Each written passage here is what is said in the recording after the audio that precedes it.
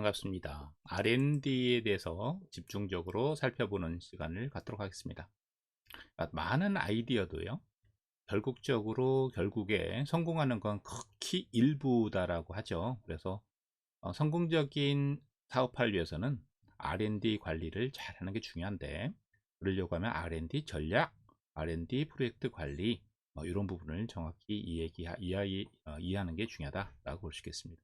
그래서 뭐 R&D 로드맵도 좀 아셔야 되고요. R&D에 관련된 환경 분석이 굉장히 중요하죠. 환경 분석 도구를 사용하는 부분, 이런 부분도 이번 시간을 통해서 좀 여러분께서 익히시는 과정이 되었으면 좋겠습니다. 간단하게 교육 개요하고 주제하고 활동 좀 보겠습니다. 교육에 대한 개요부터 잠깐 설명드리죠. 보통 그 신규 사업을 많이 하시지 않습니까? 신규 사업을 많이 하실 것 같은데, 프로젝트 관리에서는 사전 프로젝트 환경 분석이 되게 중요합니다. 환경 분석에 관련된 내용, 타당성 조사 내용, 비즈니스 케이스 이런 부분을 정확히 이해하시고요. 문제에 대한 공감 능력이라든지 이런 부분을 좀 정확히 이해하시는 게 좋습니다. 저희가 디자인 띵킹 프로세스를 설명을 드리지는 않지만, 디자인 띵킹이라는 어떤 창의적인 공감 능력이 R&D 프로젝트에서 많이 필요하지 않을까, 그런 걸 통해서 프로젝트 관리 능력을 높이는 것을 추천을 드립니다. 그러면 과정에 관련된 내용을 보도록 하겠습니다. 보통 본 과정은요, 일단 NCS 기반으로 만들었습니다. 그래서 IT 쪽에 일단 포커스를 맞췄고요. 정보기술의 R&D 전략 수립을 일단 IT 포커스로 놨는데, 이건 제가 이제 제목만 IT지 전 사업 똑같습니다. 그러니까 제가 정보라는 거, IT라는 거 많이 사용하지만 부담 갖지 마시고 일반적으로 사용될 수 있는 용어다라고 이해하시면서 들어주셨으면 좋겠습니다. 환경 분석 이런 부분이 IT만 해당되는 게 아니잖아요, 그죠? 예. 그래서 전반적인 커먼한 내용이다 보시면 되겠죠. 처음에 정보기술 환경 분석 단계가 있습니다. 주로 이쪽에서는 이제 뭐냐면 그 환경 분석에 관련된 내용이 많아요. 그래서 패스트 분석이라든지 파이프오시스, 그 다음에 이제 핵심 기술 트렌드도 좀 아셔야 되고, 그 다음에 이제 그 부분이 환경 분석이 끝나고 나면 정보 기술 활용 핵심 기회 도출하기가 되겠습니다. 여기 수압 분석이라든지 SDP, 불이후 전략이 소개가 됩니다. 그 다음에는 핵심 기술 도출하기죠. 그러면 여기에는 뭐 로드맵이라든지 또 QFD 또는 같은 신기술도 잠깐 소개가 됩니다. 그리고 가장 중요한 부분이죠. R&D 프로젝트 기획하기. 여기에는 R&D 프로젝트 관련된 수행 방법론이라든지 BSC, 로드맵 관계, 이런 부분에 관련된 관계성. 그리고 마지막으로는 전파가 되겠죠. 전파는 이해관계자에 관련된 일부 참여 관리가 되겠습니다. 이해관계 어떻게 참여 관리 시킬 거냐. 그 다음에 물론 조금 앞서가지만 마케팅 믹스 쪽 포피 전략도 살펴보도록 하겠습니다. 이런 내용을 전반 과정을 쭉 만들었고요. 여러분께서 잘 따라오시고 관련 자료들이 다 첨부가 되어 있습니다. 보시면서 이해하시면 도움이 될까 생각이 됩니다. 그러면 여러 가지 내용이 있는데, 키워드 중심으로 요새 돌아가는 이 세상, 이노베이션 되게 중요하죠. 그 다음에 뭐 선행기술 R&D, 지금 저희가 이제 가는 과정과 연관되어 있는 부분의 키워드를 말씀을 겁니다. R&D 쪽, 또 로드맵 쪽, 그 다음에 페이턴트, 그죠? 예, 디자인 띵킹, 게이트 리뷰.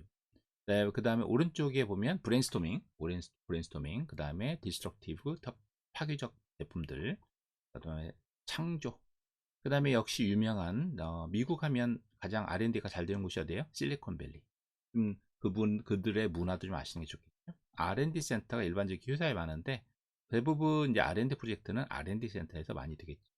그러면 가장 중요한 게 뭐냐? R&D에 대한 전략이 좀 중요하겠다. R&D를 그냥 할 거냐? 여러분께서 충분히 R&D 전략을 이해하시고 프로세스를 아시고 진행을 하는 게 좋을까? 진행을 알고 진행하는 게 좋겠죠? 그런 내용을 좀 살펴보도록 할까 합니다.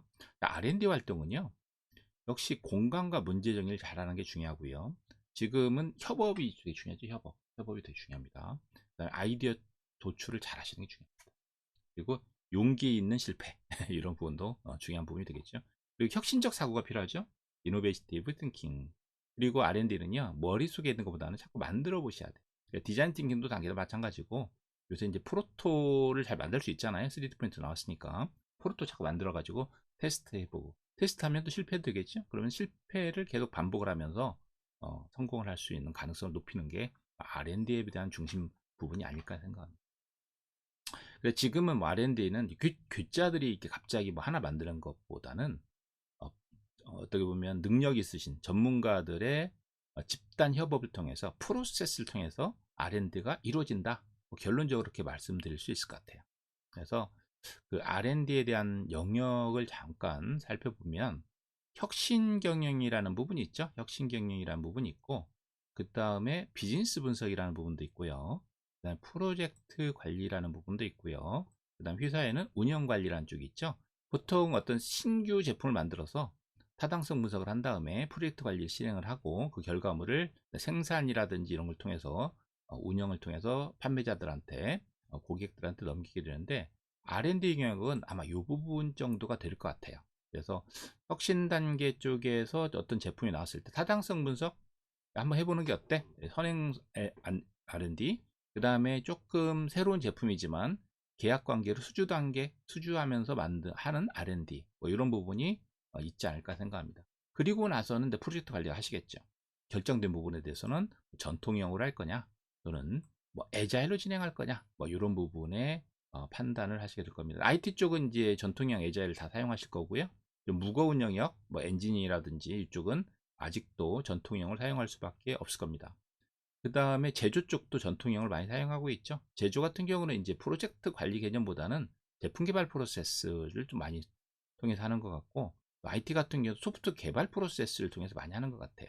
근데 프로젝트 관리 한 부분이다 라고 이해를 하시고, 전체적인 리스크 관리라든지 의사소통, 고객 관리, 품질 관리, 일정 관리, 원가 관리도 잘 해야 된다라는 거. 이제 프로젝트 관리 안에 프로덕트 관리가 있다, 이렇게 생각하시면서 전체적인 감을 가지시는 게 좋을 것 같습니다.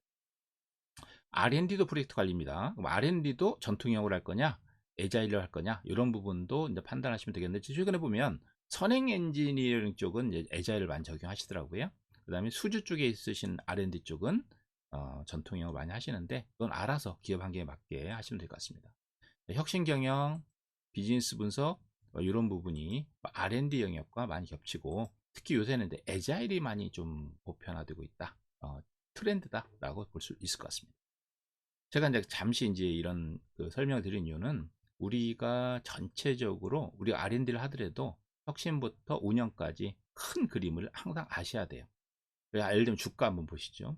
1분 차트 보시면 지금 현재 이 기업의 흐름은 좋아 보이죠? 네, 좋아 보입니다. 10분 차트로 보면 꼭 그런 건 아닌 것 같아요. 오르락 내리락 하는 것 같아요. 30분 차트를 보면 내리막이라는 걸 확실히 알 수가 있습니다. 하루 차트를 보면 완전히 올랐다가 지금 거의 바닥을 치고 있는 걸 보겠죠. 주간 차트를 봐도 마찬가지고, 이렇게 우리가 어떤 주가 차트만 보더라도 근시적 그 다음에 이제 장기적인 관점에서 보면 다르게 보여요. 우리가 이제 R&D 할 때도 보면 바로 눈앞에 있는 부분과 장기적인 관점, 중기적인 관점을 정확히 아시는 게 좋겠다라는 부분이 되겠죠. R&D 같은 경우는요, 사실은 기술이 기반이 됩니다. 테크놀로지가 기반이 되고요. 이러한 부분을 좀 우리가 프로로 좀 그린다고 하면 아마도 이런 걸 볼 수 있을 것 같아요. 회사에서 보면 보통 이제 비즈니스 플랜이라고 해서 사업 계획을 항상 만들잖아요. 사업 계획을 만들고 그 앞으로 라인을 운영할 건지, 뭐 이런 그 매너우 같은 것도 관리하실 거고, 그 다음에 사업 계획에서는 앞으로 수주를 어떤 게 할까, 뭐 경쟁적 수주를 어떻게 할까, 뭐 이런 부분도 많이 나오겠죠. 그러면 수주를 한다고 하면 R&D는 지원이 되나, 뭐 이런 부분도 하실 거예요. 그래서 일반적인 회사는요, 선행 R&D 말고 일반 R&D는 프로젝트 관련해서 이제 R&D 하는 쪽도 굉장히 많습니다. R&D 쪽에서는 역시 자원이 들어가야 되고요. 엔지니어들의 자원, 그 다음에 리스크 관리, 이런 부분이 들어갈 거라는 거죠. 그래서 항상 R&D 보면 연구 개발 쪽, 보통 이제 회사 같은 경우는 설계 부서 많이 얘기하잖아요. 설계 쪽이 개발과 아울려 가지고 프로젝트에 관련된 부분을 많이 지원한다라고 볼 수 있겠습니다. R&D가 이제 프로젝트가 진행이 되면 프로젝트 수행하시게 될 거고, 프로젝트 성과를 내실 거고, 물론 여기에 이제 오른쪽에 보시면 뭐 PMO라든지 뭐 리더십이라든지 거버넌스라든지 문화 다양성이라든지 회사는 이렇게 돌아가는 거예요. 처음에 이제 비즈니스 플랜부터 시작해가지고 프로젝트 수주하고 성과 내고, 그 다음에 끊임없는 오퍼레이션을 통해 가지고 다시 이익을 창출하고, 또 라인과 항상 운영이 돼 있고, 그래서 어느 한쪽만 좀 약하더라도 사실은 힘듭니다. 자, 이번 과정에서는 전부 다룰 수는 없고 이 R&D 쪽만 주로 볼 거예요. R&D 쪽만. 그래서 R&D에 관련된 전략, 환경 분석, 그 다음에 뭐 기회 창출, 그 다음에 로드맵 이런 부분을 보고요. 우리가 이제 다루지는 않지만 R&D를 하기 위해서는 리더십이라든지 기업의 환경, 기업의 구조, 거버넌스도 중요하다. 그래서 R&D 성공하기 위해서는 경영자의 마인드, 그 다음에 회사의 분위기, 오픈, 서로 이제 개방형 분위기, 그 다음에 뭔가 탐구할 수 있는 분위기, 협업 분위기가 잘 다루어야지만 성공할 수 있다는 것을 인트로 개념으로 말씀드립니다.